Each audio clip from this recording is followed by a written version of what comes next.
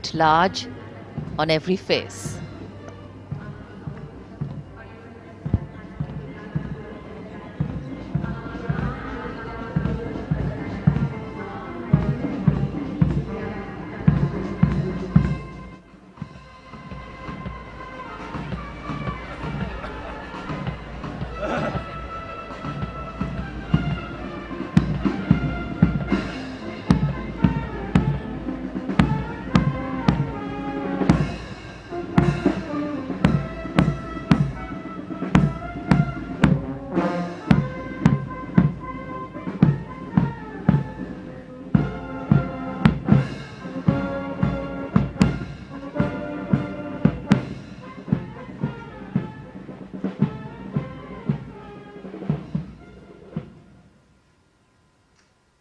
आजादी के 75 वर्ष पूर्ण होने पर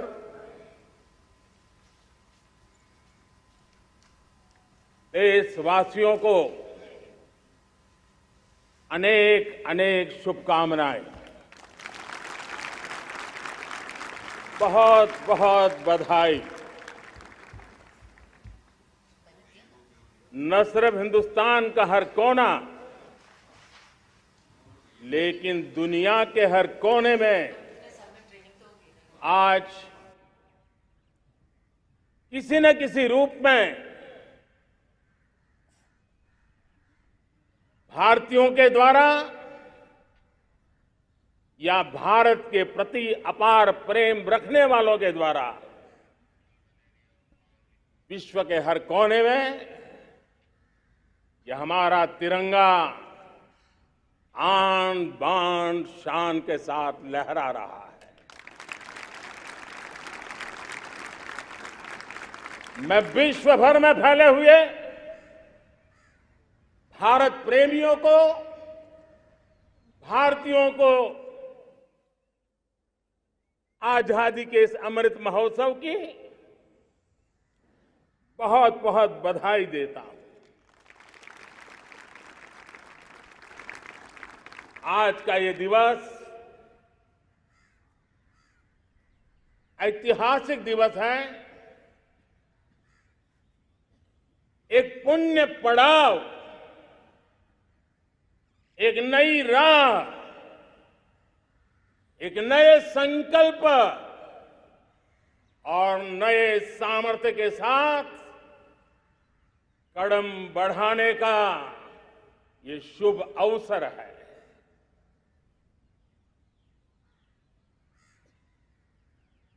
आजादी के जंग में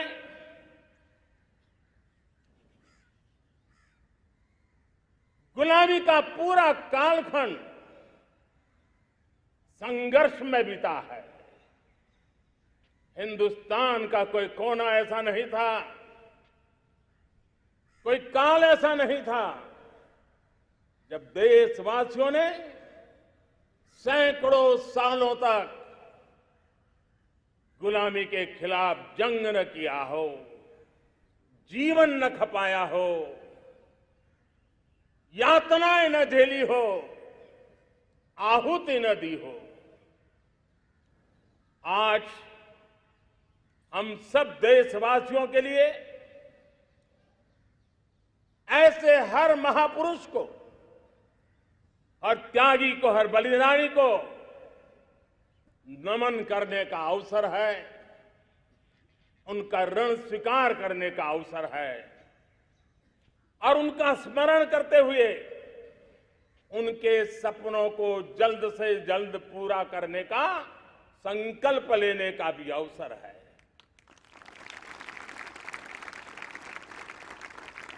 हम सभी देशवासी कृतज्ञ हैं पूज्य बापू के, नेताजी सुभाष चंद्र बोस के, बाबा साहब आंबेडकर के, वीर सावरकर के, जिन्होंने कर्तव्य पथ पर जीवन को खपा दिया। कर्तव्य पथ ही उनका जीवन पथ रहा। यह देश कृतज्ञ है मंगल पांडे, तात्या टोपे, भगत सिंह, सुखदेव, राजगुरु, चंद्रशेखर आजाद, अशफाक उल्लाह खान, राम प्रसाद बिस्मिल, अनगिनत ऐसे हमारे क्रांतिवीरों ने अंग्रेजों की हुकूमत की नींव हिला दी थी।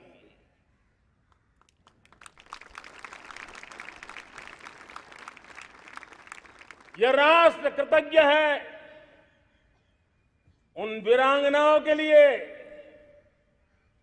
रानी लक्ष्मीबाई हो, झलकारी बाई, दुर्गा भाभी, रानी गाइदिन्लियो, रानी चेन्नम्मा, बेगम हजरत महल, वेलू निचियार।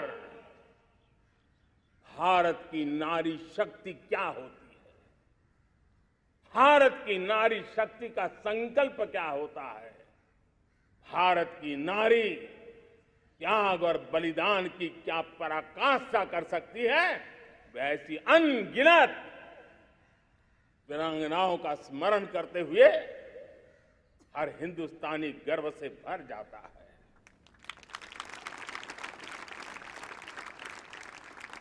आजादी का जंग भी लड़ने वाले और आजादी के बाद देश बनाने वाले भी, डॉक्टर राजेंद्र प्रसाद जी हो,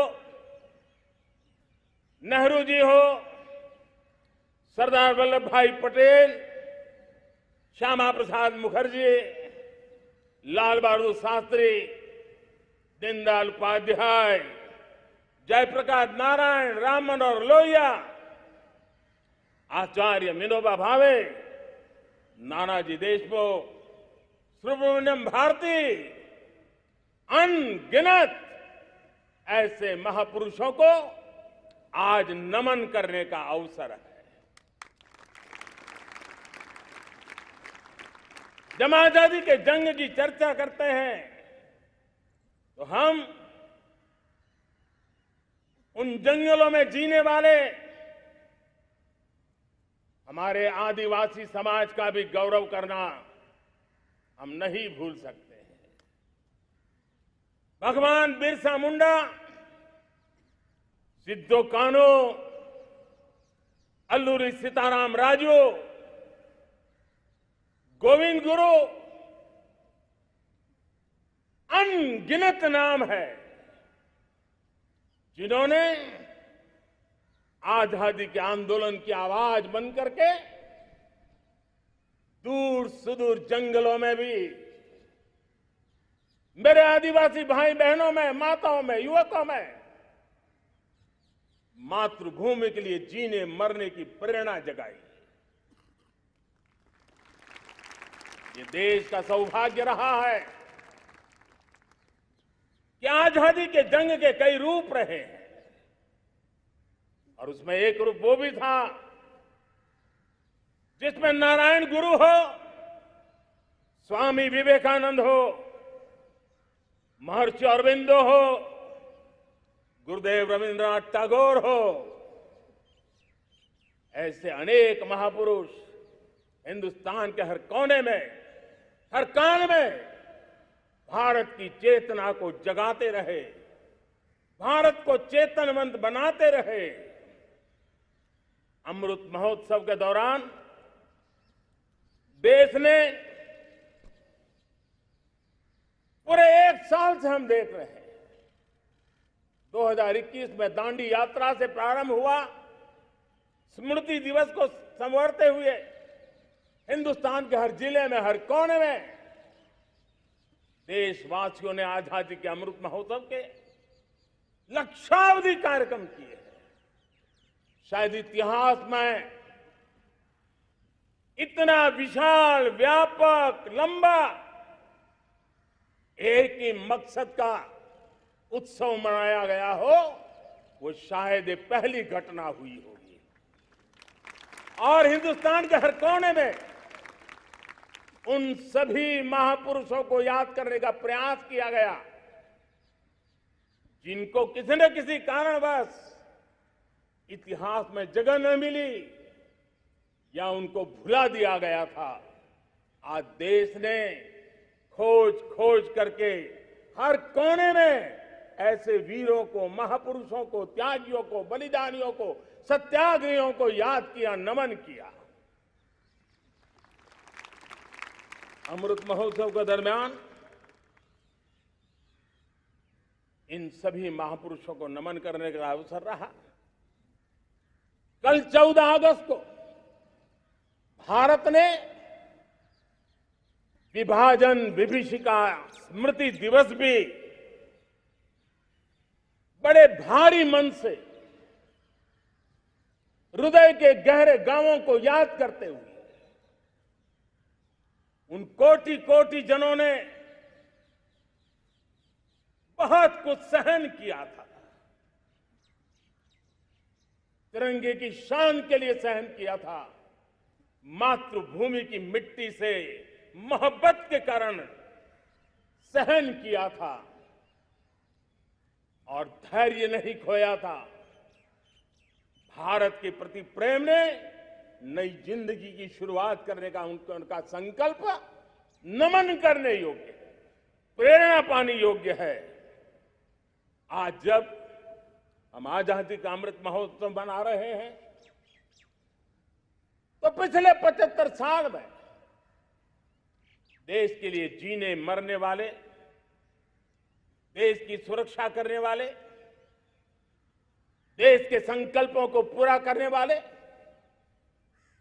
चाहे सेना के जवान हो, पुलिस के कर्मी हो, शासन में बैठे हुए ब्यूरोक्रेट्स हो, जनप्रतिनिधि हो, स्थानीय स्वराज की संस्थाओं के शासक प्रशासक रहे हो, राज्यों के शासक प्रशासक रहे हो, केंद्र के शासक प्रशासक रहे हो, 75 साल में इन सबके योगदान को भी आज स्मरण करने का अवसर है और देश के कोटि कोटि नागरिकों को भी जिन्होंने 75 साल अनेक प्रकार की कठिनाइयों के बीच भी देश को आगे बढ़ाने के लिए अपने से जो हो सका वो करने का प्रयास किया है। मेरे प्यारे देशवासियों, 75 साल की हमारी ये यात्रा अनेक उतार चढ़ाव से भरी हुई है। सुख दुख की छाया मंडराती रही है और इसके बीच भी हमारे देशवासियों ने उपलब्धियां की है, पुरुषार्थ किया है,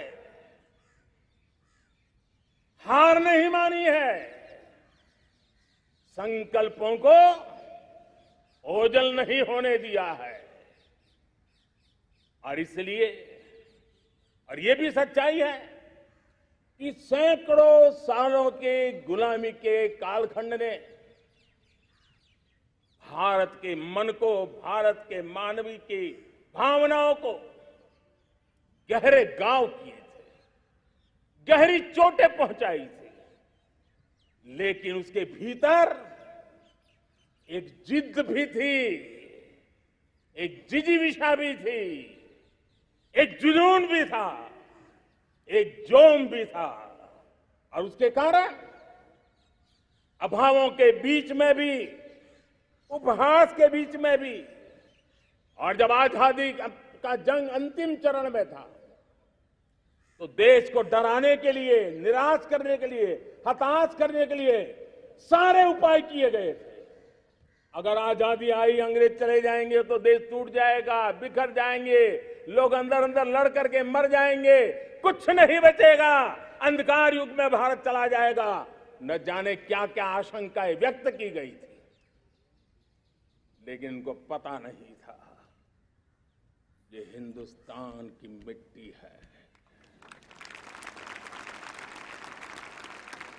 इस मिट्टी में वो सामर्थ्य है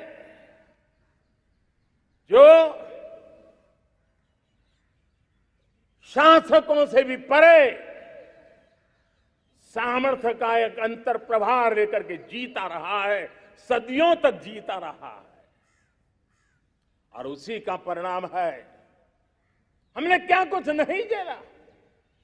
कभी अन्न का संकट झेला, कभी युद्ध के शिकार हो गए, आतंकवाद ने डगर डगर चुनौतियां पैदा की, निर्दोष नागरिकों को मौत के घाट उतार दिया गया, छद्म युद्ध चलते रहे, प्राकृतिक आपदाएं आती रही, सफलता विफलता, आशा निराशा, न जाने कितने पड़ाव आए हैं। लेकिन इन पड़ाव के बीच भी भारत आगे बढ़ता रहा। भारत की विविधता,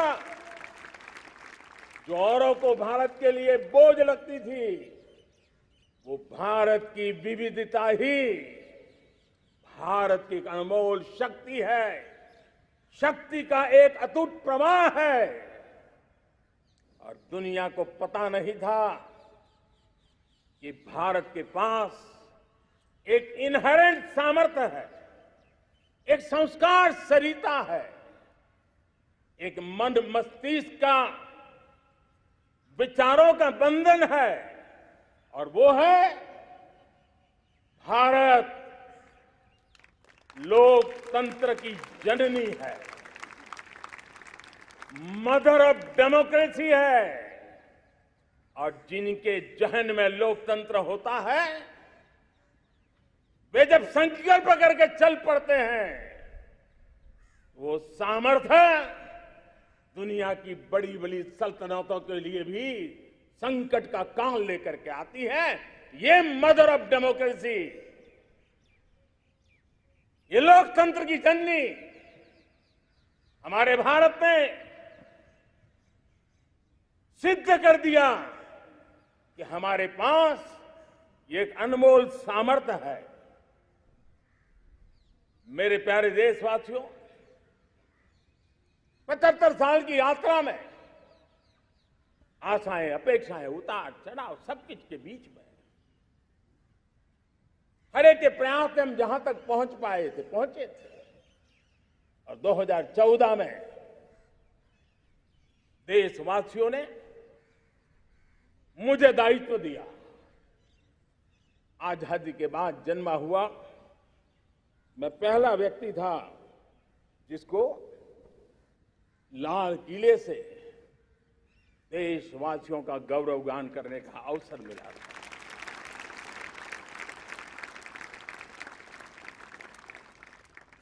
लेकिन मेरे दिल में जो भी आप लोगों से सीखा हूं, जितना आप लोगों को जान पाया हूं मेरे देशवासियों, आपके सुख दुख को समझ पाया हूं, देश की आशा अपेक्षाओं के भीतर वो कौन सी आत्मा बसती है, उसको जितना मैं समझ पाया हूं, उसको लेकर के मैंने अपना पूरा कालखंड देश के उन लोगों को एम्पावर करने में खपाया। मेरे दलित हो, शोषित हो, पीड़ित हो, वंचित हो, आदिवासी हो, महिला हो, युवा हो, किसान हो, दिव्यांग हो, पूरब हो, पश्चिम हो, उत्तर हो, दक्षिण हो, समुद्र का तट हो, हिमालय की कंदराएं हो, हर कोने में महात्मा गांधी का जो सपना था आखिरी इंसान की चिंता करने का, महात्मा गांधी जी जो आकांक्षा थी अंतिम छोर पर बैठे हुए व्यक्ति को समर्थ बनाने की, मैंने अपने आप को उसके लिए समर्पित किया। और उन 8 साल का नतीजा और आजादी के इतने दशकों का अनुभव आज 75 साल के बाद जब अमृत काल की ओर कदम रख रहे हैं, अमृत काल की ये पहली प्रभात है, तब मैं एक ऐसे सामर्थ्य को देख रहा हूं और जिससे मैं गर्व से भर जाता हूं। देशवासियों, मैं आज देश का सबसे बड़ा सौभाग्य ये देख रहा हूं कि भारत का जनमन आकांक्षी जनमन है। एस्पिरेशनल सोसाइटी किसी भी देश की बहुत बड़ी अमानत होती है और हमें गर्व है कि आज हिंदुस्तान के हर कोने में, हर समाज के हर वर्ग में, हर तबके में आकांक्षाएं उफान पर है। देश का हर नागरिक चीजें बदलना चाहता है, बदलते देखना चाहता है, लेकिन इंतजार करने को तैयार नहीं है, अपनी आंखों के सामने देखना चाहता है, कर्तव्य से जुड़ करके करना चाहता है, वो गति चाहता है, वो प्रगति चाहता है। 75 साल में संजोए हुए सारे सपने अपने ही आंखों के सामने पूरा करने के लिए वो लालायित है, उत्साहित है, उतावला भी है। कुछ लोगों को इसके कारण संकट हो सकता है, क्योंकि जब एस्पिरेशनल सोसाइटी होती है तब सरकारों को भी तलवार की धार पे चलना पड़ता है, सरकारों को भी समय के साथ दौड़ना पड़ता है।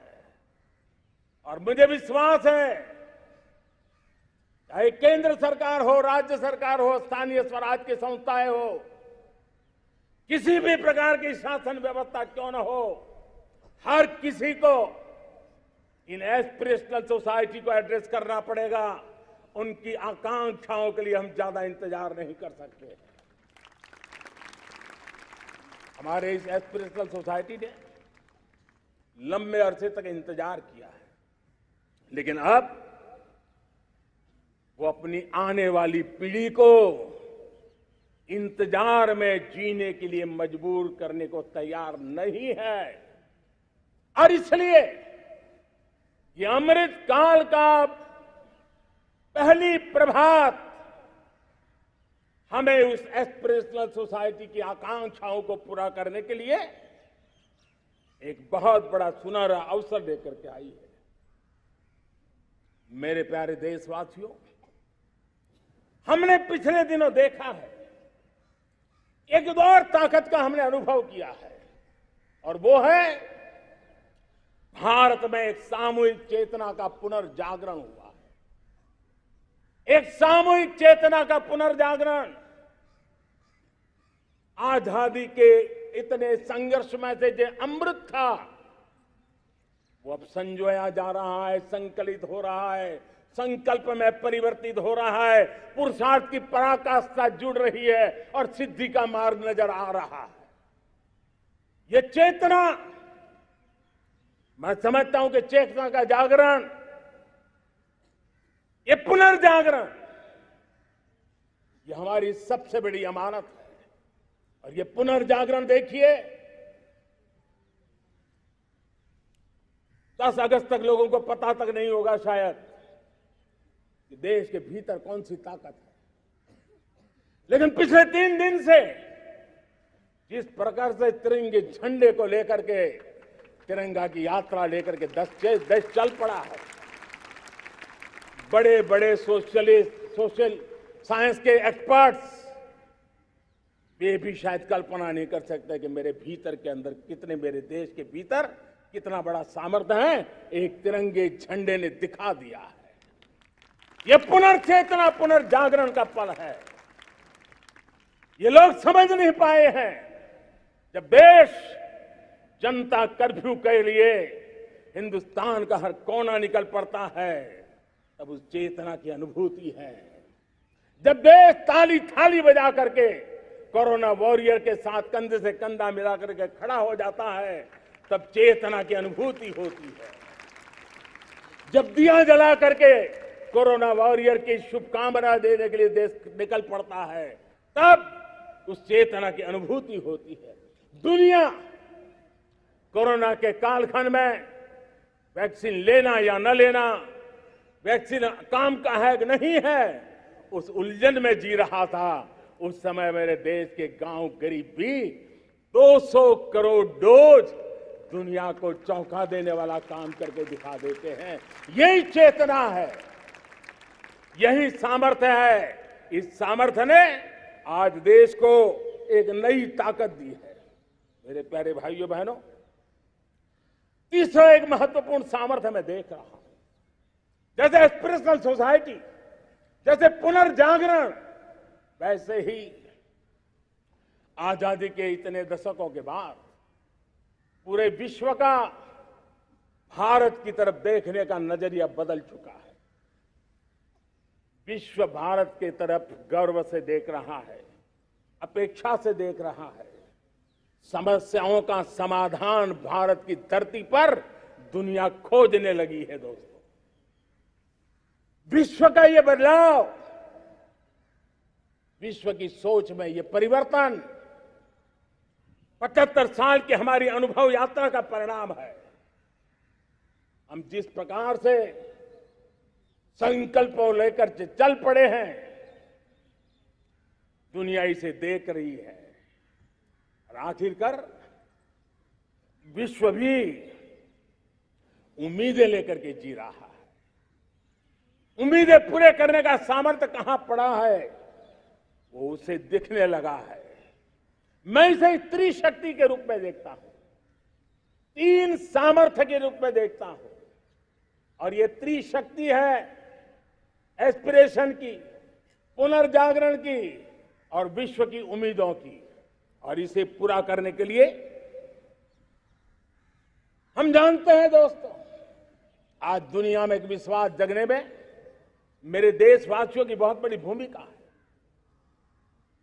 130 करोड़ देशवासियों ने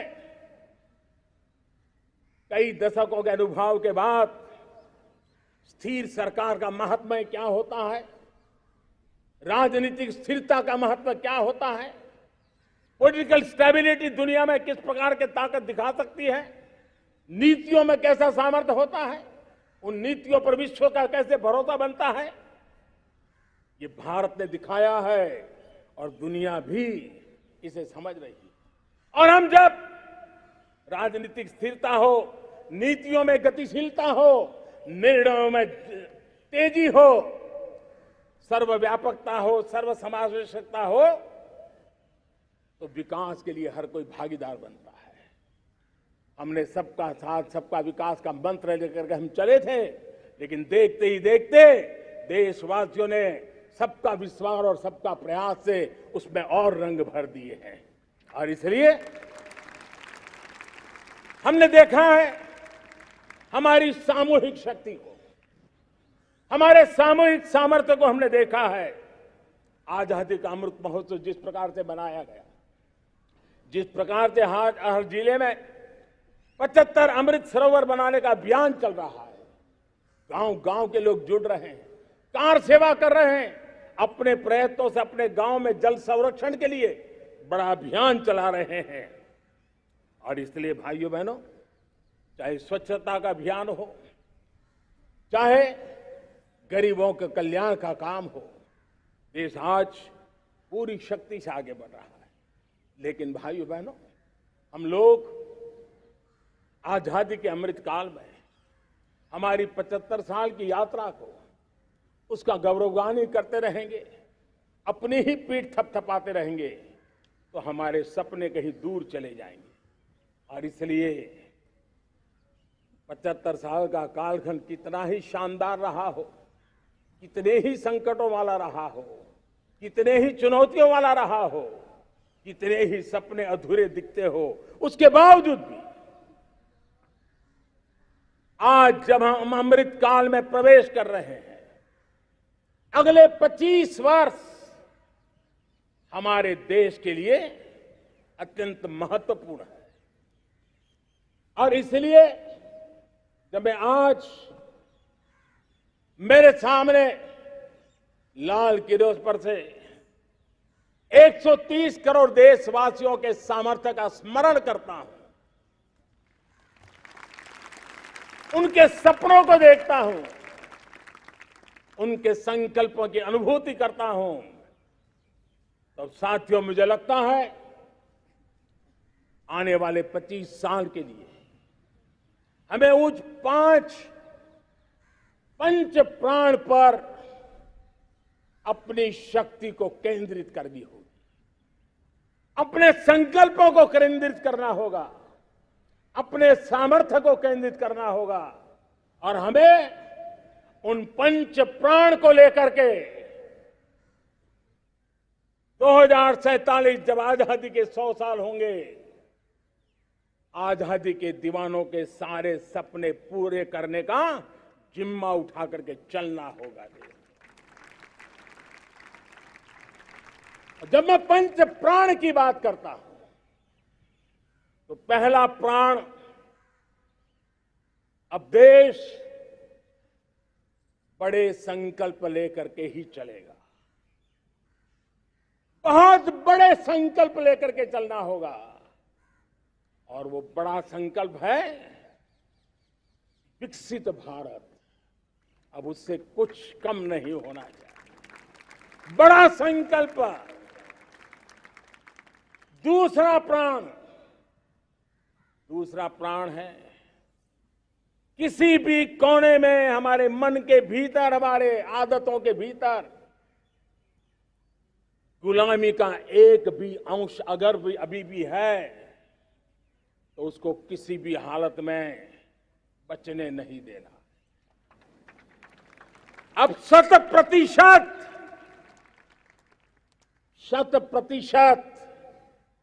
सैकड़ों साल की गुलामी ने जहां हमें जकड़ कर रखा है, हमारे मनोभाव को बांध करके रखा हुआ है, हमारी सोच में विकृतियां पैदा करके रखी है, हमें गुलामी की छोटी सी छोटी चीज भी कहीं नजर आती है, हमारे भीतर नजर आती है, हमारे आसपास नजर आती है, हमें उससे मुक्ति पानी ही होगी।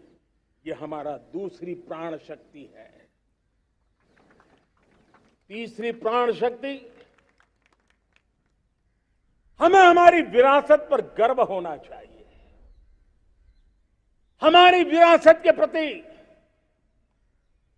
क्योंकि यही विरासत है जिसने कभी भारत को स्वर्णिम काल दिया था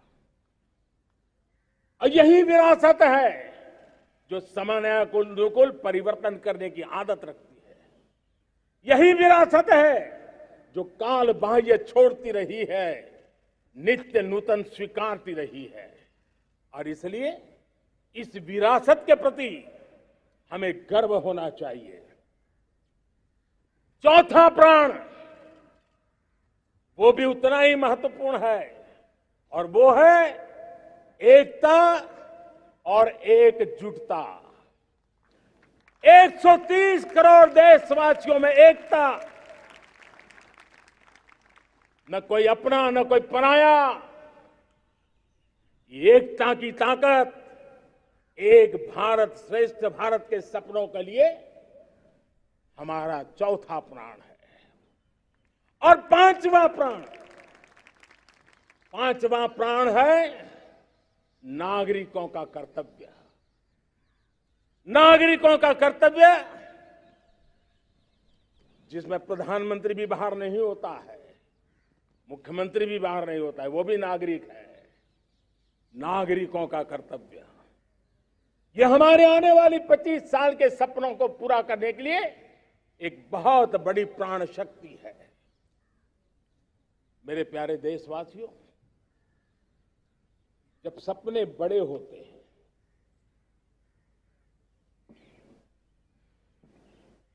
जब संकल्प बड़े होते हैं, तो पुरुषार्थ भी बहुत बड़ा होता है, शक्ति भी बहुत बड़ी मात्रा में जुट जाती है। अब कोई कल्पना कर सकता है कि देश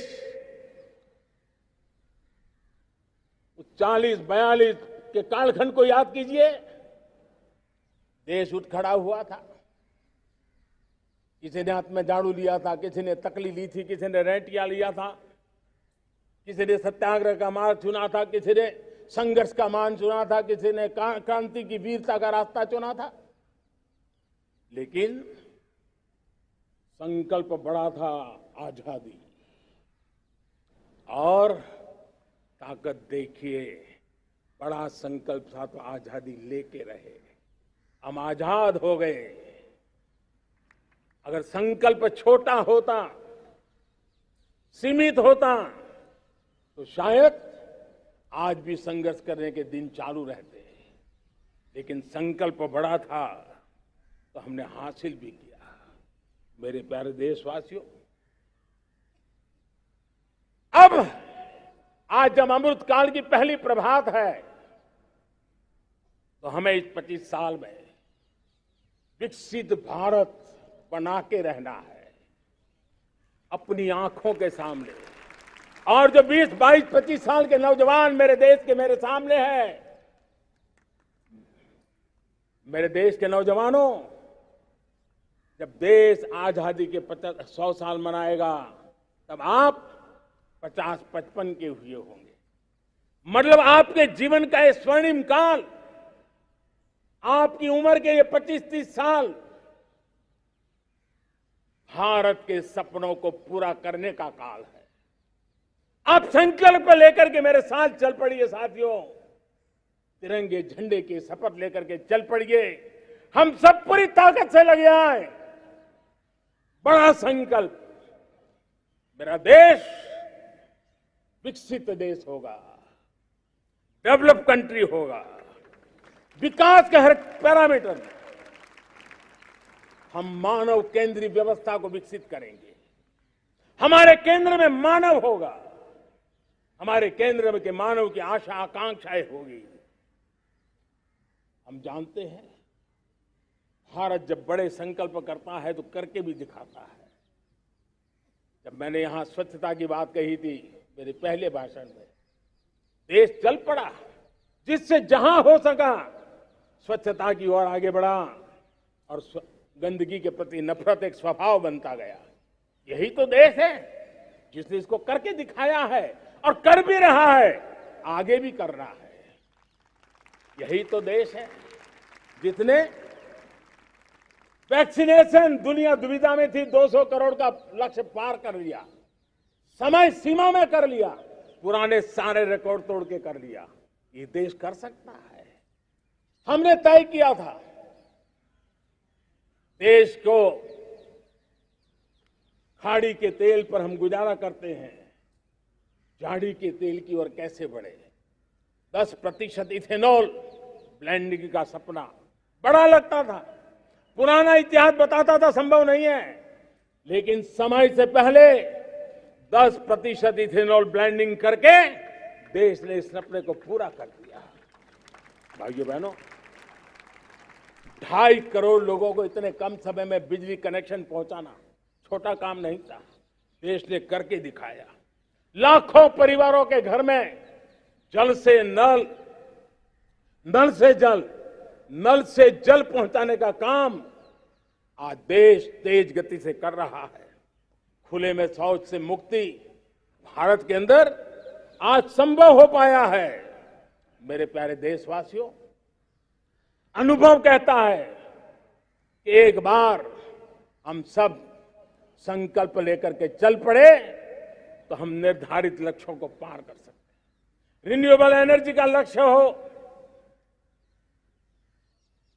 देश में नए मेडिकल कॉलेज बनाने का इरादा हो, डॉक्टरों की तैयारी करवानी हो, हर क्षेत्र में पहले से गति बहुत बड़ी है। और इसलिए मैं कहता हूं, अब आने वाले 25 साल बड़े संकल्प के हो। यही हमारा प्राण, वही हमारा प्रण भी होना चाहिए। दूसरी बात मैंने कही है, उस प्राण शक्ति की मैंने चर्चा की है कि गुलामी की मानसिकता। देश की सोचिए भाइयों, कब तक दुनिया हमें सर्टिफिकेट बांटती रहेगी?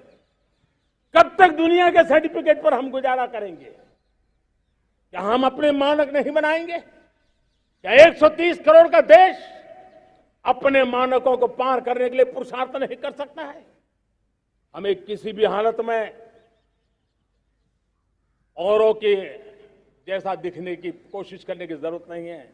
हम जैसे हैं वैसे लेकिन सामर्थ्य के साथ खड़े होंगे, ये हमारा मिजाज होना चाहिए।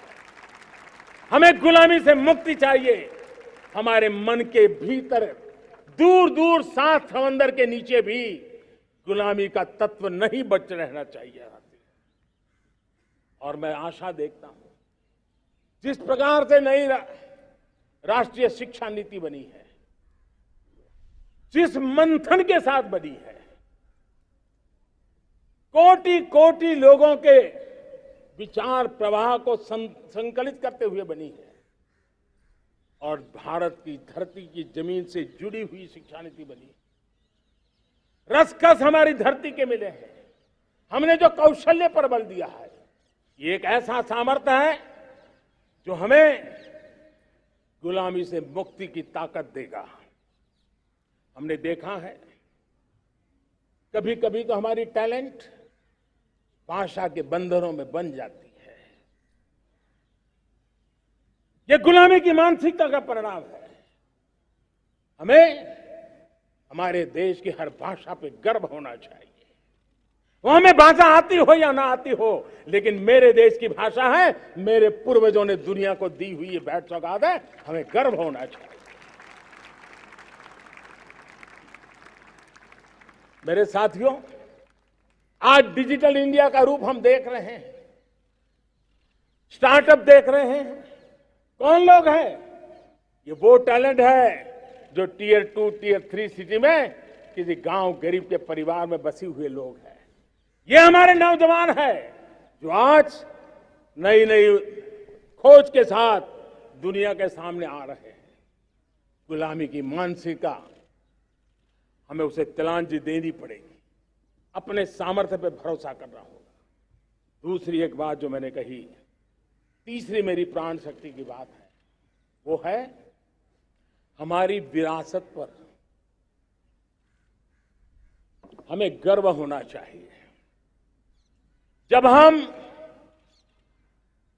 हम अपनी धरती से जुड़ेंगे, जब हम अपनी धरती से जुड़ेंगे, तभी तो ऊंचा उड़ेंगे।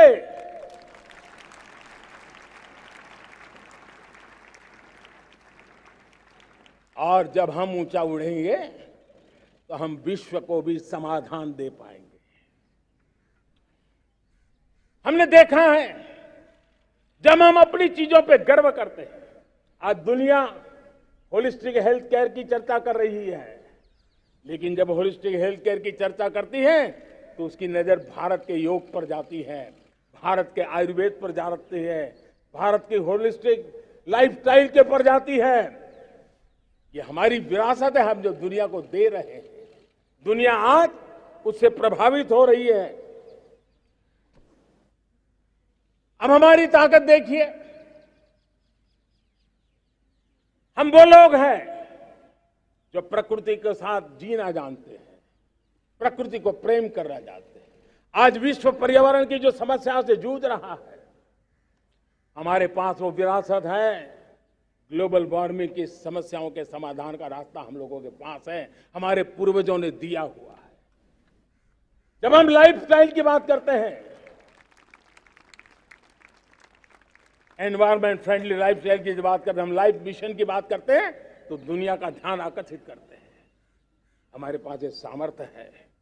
हमारा बड़ा धान, मोटा धान, मिलेट, हमारे यहां तो घर घर की चीज रही है। ये हमारी विरासत है। हमारे छोटे किसानों के परिश्रम से छोटी छोटी जमीन के टुकड़ों में फलने फूलने वाली हमारे धान, आज दुनिया अंतर्राष्ट्रीय स्तर पर मिलेट ईयर मनाने के लिए आगे बढ़ रही है। मतलब हमारी विरासत को आज दुनिया, हम उस पर गर्व करना सीखे। हमारे पास दुनिया को बहुत कुछ देना है। हमारे फैमिली वैल्यूज, विश्व के सामाजिक तनाव की जब चर्चा हो रही है, व्यक्तिगत तनाव की चर्चा होती है तो लोगों को योग दिखता है, सामूहिक तनाव की बात होती है तब भारत की पारिवारिक व्यवस्था दिखती है। संयुक्त परिवार की एक पूंजी सदियों से हमारी माताओं बहनों के त्याग बलिदान के कारण परिवार नाम की जो व्यवस्था विकसित हुई, ये हमारी विरासत है। इस विरासत पर हम गर्व कैसे करें? हम तो वो लोग हैं जो जीव में भी शिव देखते हैं, हम वो लोग हैं जो नर में नारायण देखते हैं। हम वो लोग हैं जो नारी तो नारायणी कहते हैं। हम वो लोग हैं जो पौधे में परमात्मा देखते हैं। हम वो लोग हैं जो नदी को मां मानते हैं। हम वो लोग हैं जो हर कंकर में शंकर देखते हैं। यह हमारा सामर्थ्य है। हर नदी में मां का रूप देखते हैं। पर्यावरण की इतनी व्यापकता, विशालता, ये हमारा गौरव। हम विश्व के सामने जब खुद गर्व करेंगे तो दुनिया करेगी। भाइयों बहनों, हम वो लोग हैं जिसने दुनिया को वसुधैव कुटुंबकम का मंत्र दिया। हम वो लोग हैं जो दुनिया को कहते हैं एकम सत विप्रहा बदौ वदंती। आज जो होलियर देन दाऊ का जो संकट चल रहा है, तुझसे बड़ा मैं हूं, ये जो तनाव का कारण बना हुआ है, दुनिया को एकम सत विप्रा बहुधा वदंती का ज्ञान देने वाली विरासत हमारे पास है। जो कहते हैं सत्य एक है, जानकार लोग उसको अलग अलग तरीके से कहते हैं। ये गौरव हमारा है। हम लोग हैं जो कहते हैं यत पिंडे तद ब्रह्मांडे।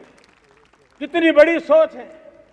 जो ब्रह्मांड में है वो हर जीव मात्र में है। यत पिंडे तद ब्रह्मांडे, ये कहने वाले हम लोग हैं। हम वो लोग हैं जिसने दुनिया का कल्याण देखा है। हम जन कल्याण से जग कल्याण के राही रहे हैं। जन कल्याण से जग कल्याण की राह पर चलने वाले हम लोग जब दुनिया की कामना करते हैं तब कहते हैं सर्वे अपनी सुखिनः सन्तु सर्वे सन्तु निरामया।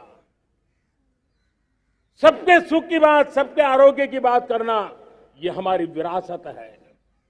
और इसलिए हम बड़ी शान के साथ हमारी इस विरासत का गर्व करना सीखें। ये प्राण शक्ति है हमारी, जो हमें 25 साल के सपनों पूरा करने के लिए जरूरी है। उसी प्रकार से मेरे प्यारे देशवासियों,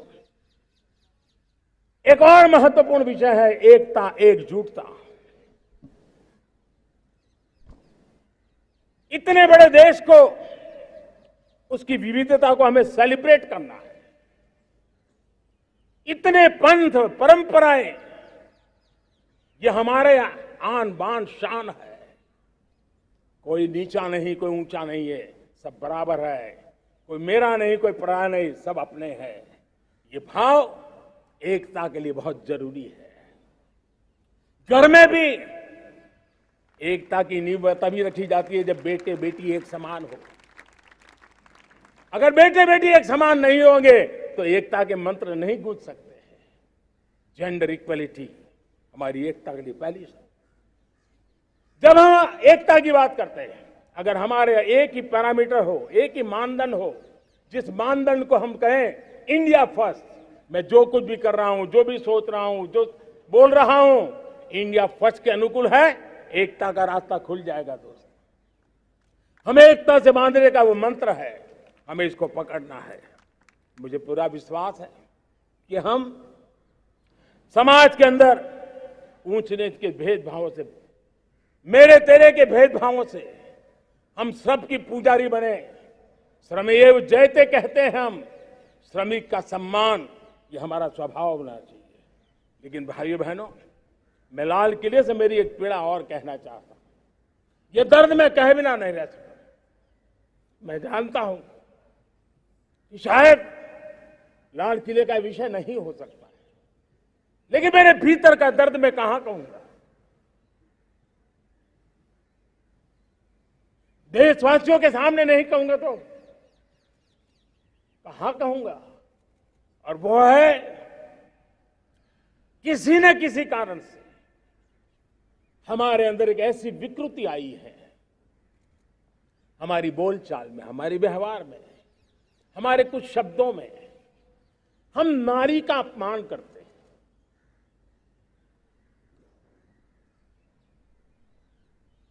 क्या हम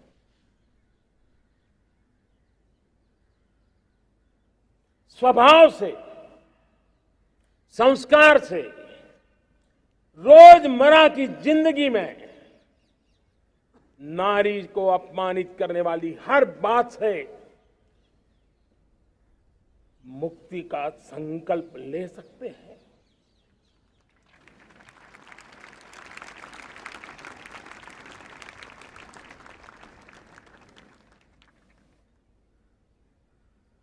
नारी का गौरव,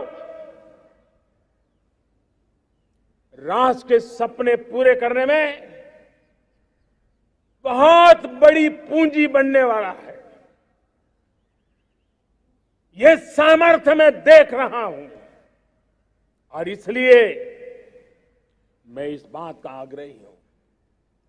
मेरे प्यारे देशवासियों, मैं पांचवी प्राण शक्ति की बात करता हूं और वो पांचवी प्राण शक्ति है नागरिक का कर्तव्य। दुनिया में जिन जिन देशों ने प्रगति की है, जिन जिन देशों ने कुछ अचीव किया है, व्यक्तिगत जीवन में भी जिसने अचीव किया है, कुछ बातें उभर करके सामने आती हैं। एक, अनुशासित जीवन। दूसरा, कर्तव्य के प्रति समर्पण। व्यक्ति की जीवन की सफलता हो, समाज की हो, परिवार की हो, राष्ट्र की हो, ये मूलभूत मार्ग है, ये मूलभूत प्राण शक्ति है और इसलिए हमें कर्तव्य पर बल देना ही होगा। यह शासन का काम है कि बिजली 24 घंटे पहुंचाने के लिए प्रयास करे, लेकिन ये नागरिक का कर्तव्य है कि जितनी ज्यादा यूनिट बिजली बचा सकते बचाएं। हर खेत में पानी पहुंचाना सरकार की जिम्मेवारी है, सरकार का प्रयास है, लेकिन पर ड्रॉप मोर क्रॉप, पानी बचाते हुए आगे बढ़ना, मेरे हर खेत से आवाज उठनी चाहिए।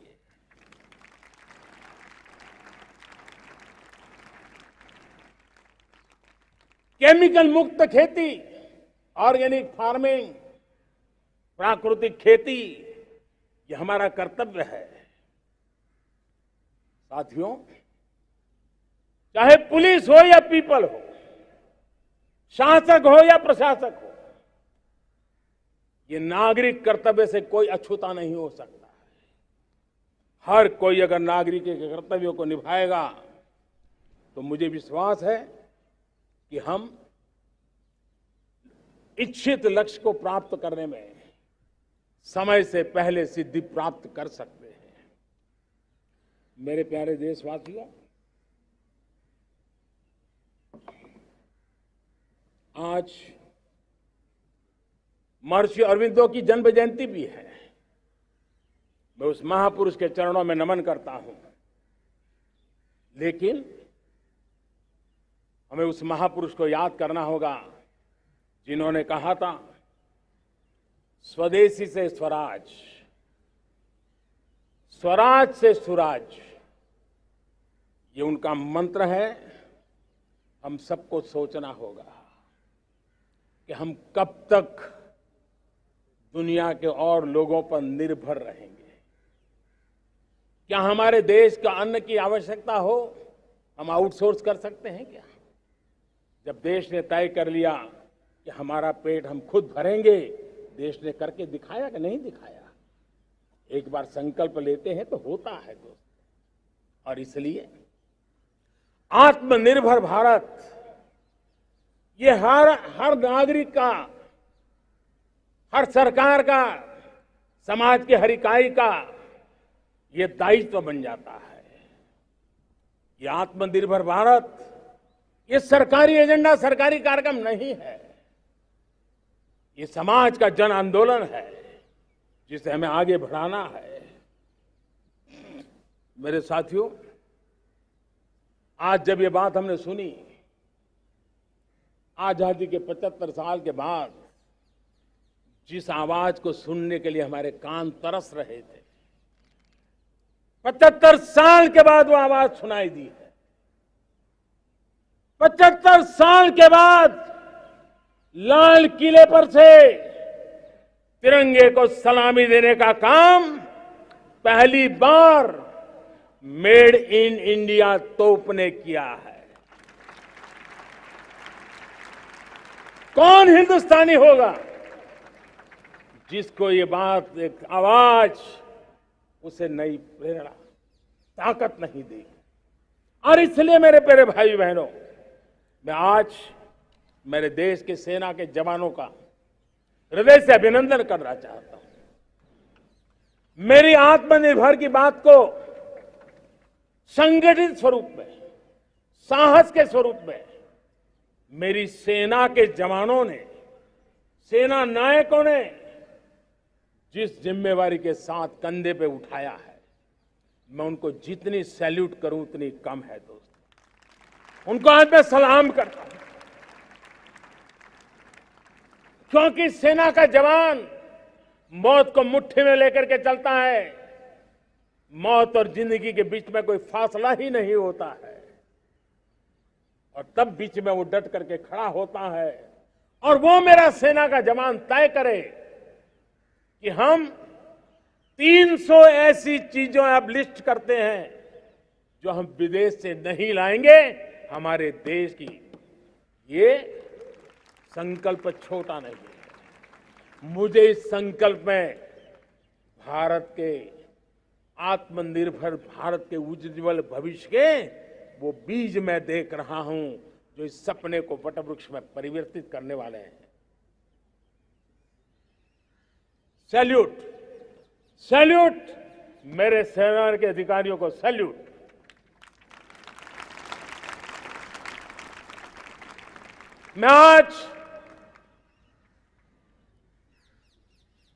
मैं मेरे छोटे छोटे बालकों को, 5 साल 7 साल की आयु के बालक, उनको भी सैल्यूट करना चाहता हूं, उनको भी सलाम करना चाहता हूं। जब देश के सामने चेतना जगी, मैंने सैकड़ों परिवारों से सुना है, 5-5, 7 साल के बच्चे घर में कह रहे हैं कि अब हम विदेशी खिलौने से नहीं खेलते। 5 साल का बच्चा घर में विदेशी खिलौने से नहीं खेलेंगे, ये जब सब संकल्प करता है ना, तब आत्मनिर्भर भारत उसकी रगों में दौड़ता है। आज देखिए, पीएलआई स्कीम 1 लाख करोड़ रुपया दुनिया के लोग हिंदुस्तान में अपना नसीब आजमाने आ रहे हैं, टेक्नोलॉजी लेकर के आ रहे हैं, रोजगार के नए अवसर बना रहे हैं। भारत मैन्युफैक्चरिंग हब बनता जा रहा है, आत्मनिर्भर भारत की बुनियाद बना रहा है। आज इलेक्ट्रॉनिक गुड्स मैन्युफैक्चरिंग हो, मोबाइल फोन का मैन्युफैक्चरिंग हो, आज देश बहुत तेजी से प्रगति कर रहा है। जब हमारा ब्रह्मोस दुनिया में जाता है, कौन हिंदुस्तानी होगा जिसका मन आसमान को न छूता होगा। दोस्तों, आज हमारी मेट्रो कोचेज, हमारी वंदे भारत ट्रेन विश्व के लिए आकर्षण बन रहा है। मेरे प्यारे देशवासियों, हमें आत्मनिर्भर बनना है हमारे एनर्जी सेक्टर में। हम कब तक एनर्जी के सेक्टर में किसी और पर डिपेंडेंट रहेंगे? और हमें सोलार का क्षेत्र हो, विंड एनर्जी का क्षेत्र हो, रिन्यूएबल के और भी जो रास्ते हो, मिशन हाइड्रोजन हो, बायोफ्यूल की कोशिश हो, इलेक्ट्रिक व्हीकल पर जाने की बात हो, हमें आत्मनिर्भर बन करके इन व्यवस्थाओं को आगे बढ़ाना होगा। मेरे प्यारे देशवासियों, आज प्राकृतिक खेती भी आत्मनिर्भर का एक मार्ग है। फर्टिलाइजर से जितनी ज्यादा मुक्ति, आज देश में नैनो फर्टिलाइजर के कारखाने की नई आशा लेकर के आए हैं। लेकिन प्राकृतिक खेती, केमिकल फ्री खेती आत्मनिर्भर को ताकत दे सकती है। आज देश में रोजगार के क्षेत्र में ग्रीन जॉब के नए नए क्षेत्र बहुत तेजी से खुल रहे हैं। भारत ने नीतियों के द्वारा स्पेस को खोल दिया है। ड्रोन की बहुत दुनिया में सबसे प्रगतिशील पॉलिसी लेकर के आए हैं। हमने देश के नौजवानों के लिए नए द्वार खोल दिए हैं। मेरे प्यारे भाइयों बहनों, मैं प्राइवेट सेक्टर को भी आह्वान करता हूं, आइए हमें विश्व में छा जाना है।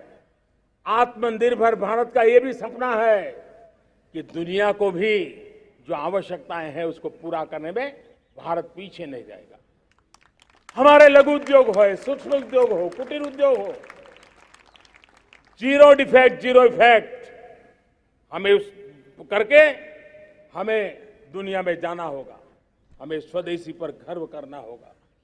मेरे प्यारे देशवासियों, हम बार बार लाल बहादुर शास्त्री जी को याद करते हैं। जय जवान जय किसान का उनका मंत्र आज भी देश के लिए प्रेरणा है। बाद में अटल बिहारी वाजपेयी जी ने जय विज्ञान कह करके उसमें एक कड़ी जोड़ दी थी और देश ने उसको प्राथमिकता दी थी। लेकिन अब अमृत काल के लिए एक और अनिवार्यता है और वो है जय अनुसंधान। जय जवान जय किसान जय विज्ञान जय अनुसंधान, इनोवेशन। और मुझे मेरे देश की युवा पीढ़ी में भरोसा है। इनोवेशन की ताकत देखिए। आज हमारा यूपीआई, भीम, हमारा डिजिटल पेमेंट, फिनटेक की दुनिया में हमारा स्थान।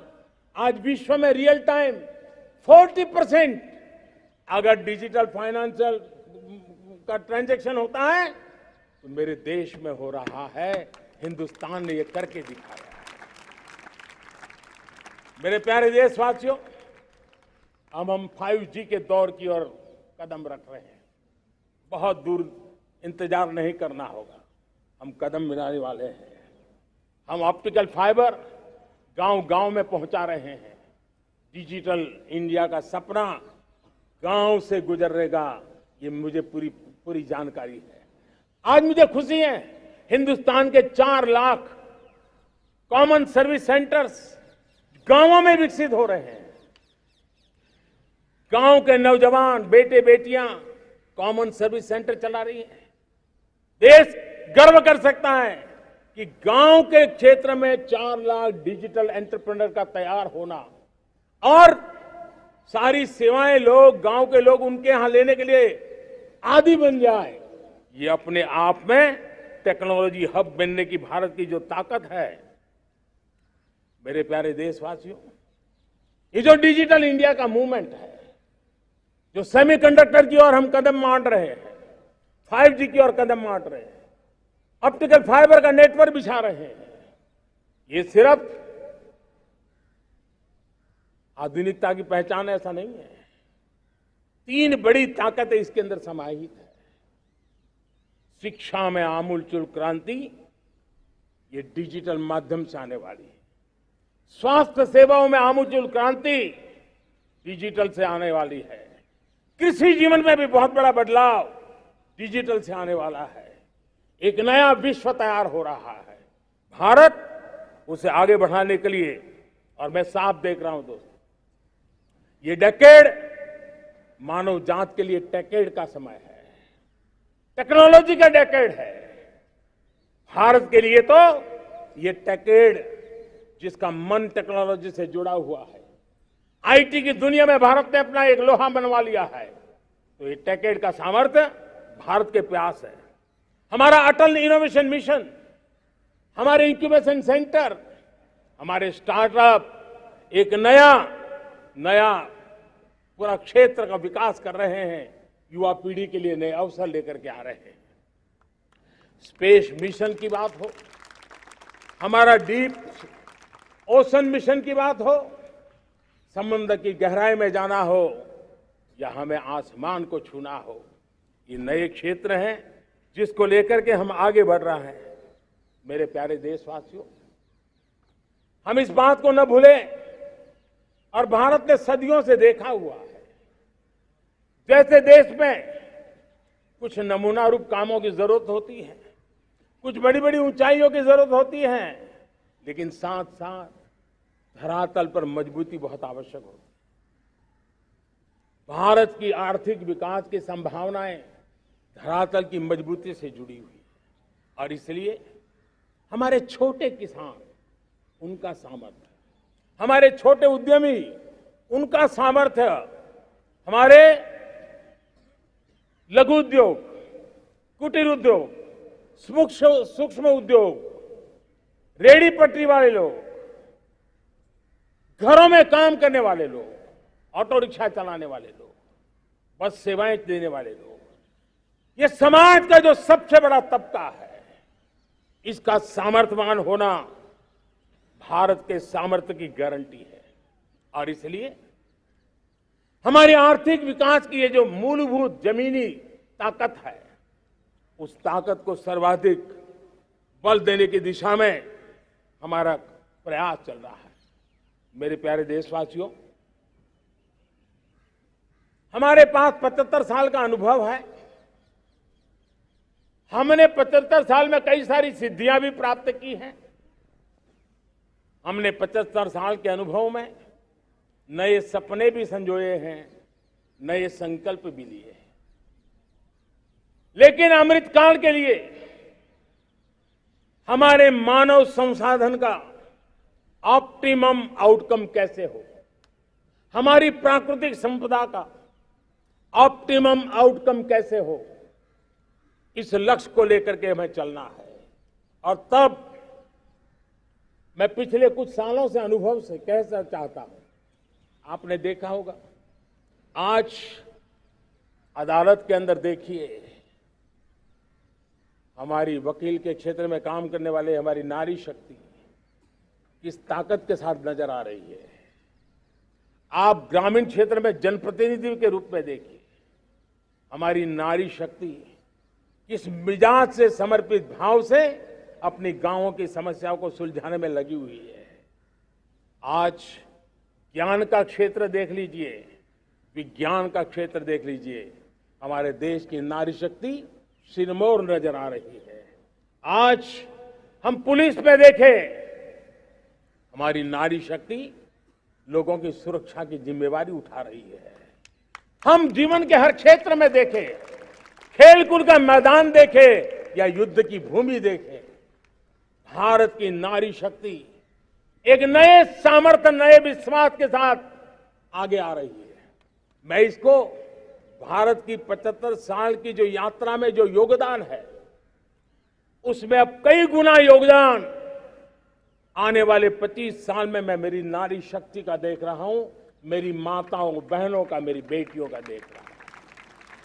और इसलिए ये सारे हिसाब किताब से ऊपर है, सारे आपके पैरामीटर से अतिरिक्त है। हम इस पर जितना ध्यान देंगे, हम जितने ज्यादा अवसर हमारी बेटियों को देंगे, जितनी सुविधाएं हमारी बेटियों के लिए केंद्रित करेंगे, आप देखना वो हमें बहुत कुछ लौटा करके देगी, वो देश को इस ऊंचाई पर ले जाएगी। इस अमृत काल में जो सपने पूरे करने में जो मेहनत लगने वाली है, अगर हमारी नारी शक्ति की मेहनत जुड़ जाएगी, व्यापक रूप से जुड़ जाएगी, तो हमारी मेहनत कम होगी, हमारा समय सीमा भी कम हो जाएगी, हमारे सपने और तेजस्वी होंगे, और ओजस्वी होंगे, और दैदीप्यमान होंगे। और इसलिए आइए साथियों, हम जिम्मेवारियों को लेकर आगे बढ़े। मैं आज भारत के संविधान के निर्माताओं का भी धन्यवाद करना चाहता हूं, तो उन्होंने जो हमें फेडरल स्ट्रक्चर दिया है, उसके स्पिरिट को बनाते हुए, उसकी भावनाओं का आदर करते हुए हम कंधे से कंधा मिला करके इस अमृत काल में चलेंगे, तो सपने साकार होकर के रहेंगे। कार्यक्रम भिन्न हो सकते हैं, कार्यशैली भिन्न हो सकती है, लेकिन संकल्प भिन्न नहीं हो सकते, राष्ट्र के लिए सपने भिन्न नहीं हो सकते। आइए हम एक ऐसे युग के अंदर आगे बढ़े। मुझे याद है जब मैं गुजरात का मुख्यमंत्री था, केंद्र में हमारे विचार की सरकार नहीं थी, लेकिन मेरे गुजरात में हर जगह पे मैं एक ही मंत्र लेके चलता था कि भारत के विकास के लिए गुजरात का विकास, भारत का विकास हम कहीं पर भी हो, हम सबके मन मस्तिष्क में रहना चाहिए। हमारे देश के कई राज्य हैं जिन्होंने देश को आगे बढ़ाने में बहुत भूमिका अदा की है, नेतृत्व किया है, कई क्षेत्रों में उदाहरण काम किए हैं। ये हमारे फेडरलिज्म को ताकत देते हैं। लेकिन आज समय की मांग है कि हमें कोऑपरेटिव फेडरलिज्म के साथ साथ कोऑपरेटिव कॉम्पिटिटिव फेडरलिज्म की जरूरत है। हमें विकास की स्पर्धा की जरूरत है। हर राज्य को लगना चाहिए वो राज्य आगे निकल गया, मैं इतनी मेहनत करूंगा, मैं आगे निकल जाऊंगा। उसने ये 10 अच्छे काम किए हैं, मैं 15 अच्छे काम करके दिखाऊंगा। उसने 3 साल में पूरा किया है, मैं 2 साल में करके दिखाऊंगा। हमारे राज्यों के बीच में, हमारी सर्विस सरकार की सभी इकाइयों के बीच में वो स्पर्धा का वातावरण चाहिए जो हमें विकास की नई ऊंचाइयों पर ले जाने के लिए प्रयास करे।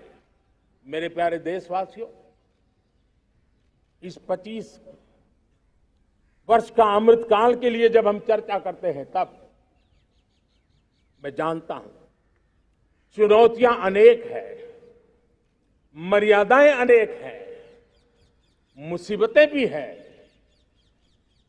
बहुत कुछ है। हम इसको कम नहीं आंकते हैं, रास्ते खोजते हैं, लगातार कोशिश कर रहे हैं। लेकिन 2 विषयों को तो मैं यहां आज चर्चा करना चाहता हूं।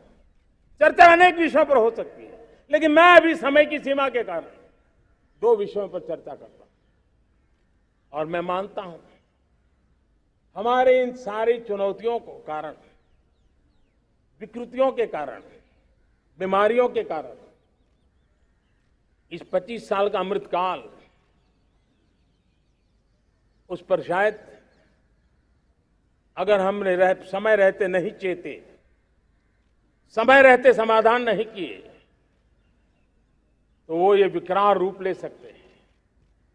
और इसलिए मैं सबकी चर्चा न करते हुए 2 पर जरूर चर्चा करना चाहता हूं। एक है भ्रष्टाचार, दूसरा है भाई भतीजावाद, परिवारवाद।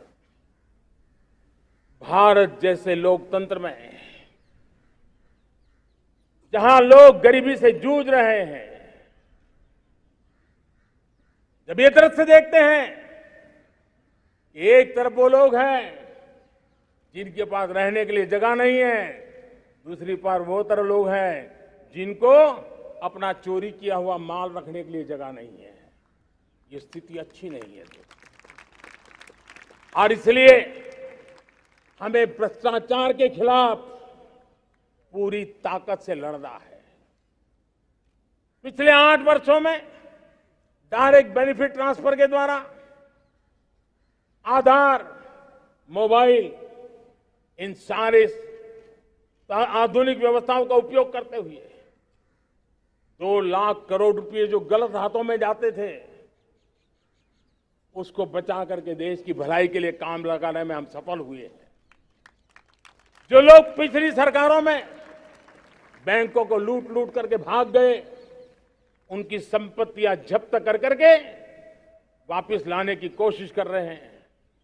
कईयों को जेलों में जीने के लिए मजबूर करके रखा हुआ है।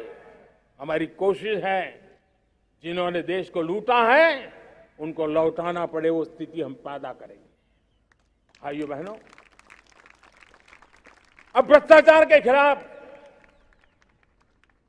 मैं साफ देख रहा हूं कि हम एक निर्णायक कालखंड में कदम रख रहे हैं। बड़े बड़े चमरबंदी भी बच नहीं पाएंगे। इस मिजाज के साथ भ्रष्टाचार के खिलाफ एक निर्णायक कालखंड में अब हिंदुस्तान कदम रख रहा है। और मैं लाल किले की प्राचीर से बड़ी जिम्मेवारी के साथ कह रहा हूं। और इसलिए भाइयों बहनों, भ्रष्टाचार दीमक की तरह देश को खोखला कर रहा है। मुझे इसके खिलाफ लड़ाई लड़नी है, लड़ाई को तेज करना है, निर्णायक मोड़ पे लेकर के ही जाना है। तब मेरे 130 करोड़ देशवासी आप मुझे आशीर्वाद दीजिए, आप मेरा साथ दीजिए। मैं आज आपसे साथ मांगने आया, आपका सहयोग मांगने आया हूं, ताकि मैं इस लड़ाई को लड़ पाऊं, इस लड़ाई को देश जीत पाए और सामान्य नागरिक की जिंदगी भ्रष्टाचार ने तबाह करके रखी हुई है। मैं मेरे इन सामान्य नागरिक की जिंदगी को फिर से शान बान शान के लिए जीने के लिए रास्ता बनाना चाहता हूं। और इसलिए मेरे प्यारे देशवासियों, ये चिंता का विषय है कि आज देश में भ्रष्टाचार के प्रति नफरत तो दिखती है, व्यक्त भी होती है, लेकिन कभी कभी भ्रष्टाचारियों के प्रति उदारता बरती जाती है। किसी भी देश में ये शोभा नहीं देगा। और कई लोग तो इतनी बेशर्मी तक चले जाते हैं कि कोर्ट में सजा हो चुकी हो, भ्रष्टाचारी सिद्ध हो चुका हो, जेल जाना तय हो चुका हो, जेल गुजार रहे हो, उसके बावजूद भी उनका महिमा मंडन करने में लगे रहते हैं, उनकी शान शौकत में लगे रहते हैं, उनकी प्रतिष्ठा बनाने में लगे रहते हैं। अगर जब तक समाज में गंदगी के प्रति नफरत नहीं होती है, स्वच्छता की चेतना जगती नहीं है। जब तक भ्रष्टाचार और भ्रष्टाचारी के प्रति नफरत का भाव पैदा नहीं होता है, सामाजिक रूप से उसको नीचा देखने के लिए मजबूर नहीं करते, तब तक एक मानसिकता खत्म होने वाली नहीं है। और इसलिए भ्रष्टाचार के प्रति भी और भ्रष्टाचारियों के प्रति भी हमें बहुत जागरूक होने की जरूरत है। दूसरी एक चर्चा मैं करना चाहता हूं, भाई भतीजावाद। और जब मैं भाई भतीजावाद, परिवारवाद की बात करता हूं तो लोगों को लगता है मैं सिर्फ राजनीतिक क्षेत्र की बात करता हूं। जी नहीं, दुर्भाग्य से राजनीतिक क्षेत्र की उस बुराई ने हिंदुस्तान की हर संस्थाओं में परिवारवाद को पोषित कर दिया है। परिवारवाद हमारी अनेक संस्थाओं को अपने में लपेटे हुए है और उसके कारण मेरे देश की टैलेंट को नुकसान होता है, मेरे देश के सामर्थ्य को नुकसान होता है। जिनके पास अवसर की संभावनाएं हैं, वो परिवारवाद, भाई भतीजे के बाद बाहर रह जाता है। भ्रष्टाचार का भी कारण ये भी एक बन जाता है, ताकि उसका कोई भाई भतीजे के कार्य आसरा नहीं है तो लगता है चलो भाई कहीं से खरीद करके के जगह बना लूं।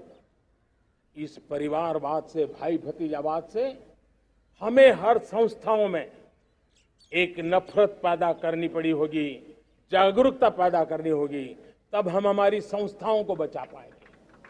संस्थाओं के उज्जवल भविष्य के लिए बहुत आवश्यक है।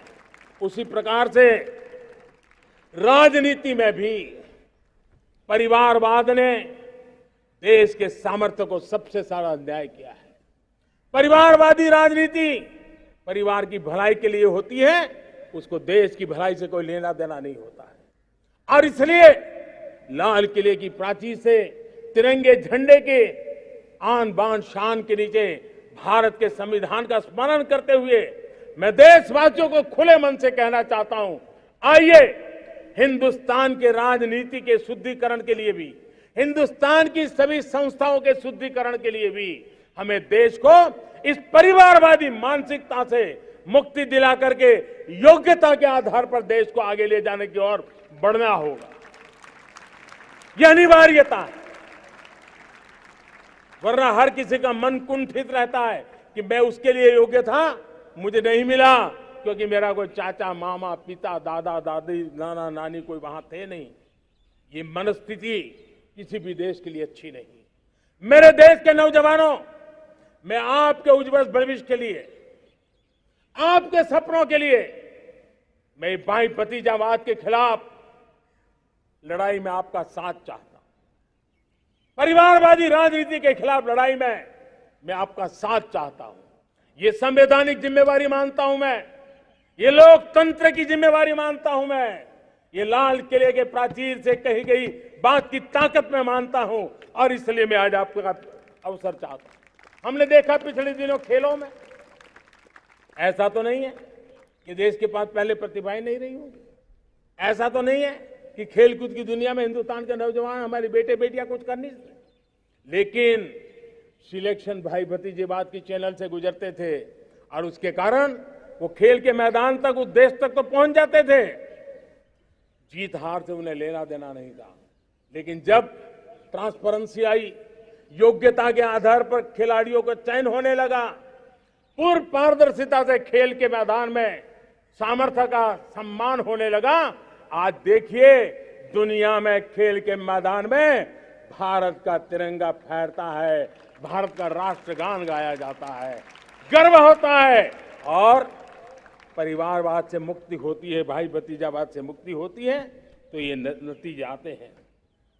मेरे प्यारे देशवासियों, ये ठीक है, चुनौतियां बहुत हैं। अगर इस देश के सामने करोड़ों संकट हैं तो करोड़ों समाधान भी है, और मेरा 130 करोड़ देशवासियों पर भरोसा है। 130 करोड़ देशवासी निर्धारित लक्ष्य के साथ, संकल्प के प्रति समर्पण के साथ, जब 130 करोड़ देशवासी एक कदम आगे रखते हैं ना, तो हिंदुस्तान 130 करोड़ कदम आगे बढ़ जाता है। इस सामर्थ्य को लेकर के हमने आगे बढ़ना है।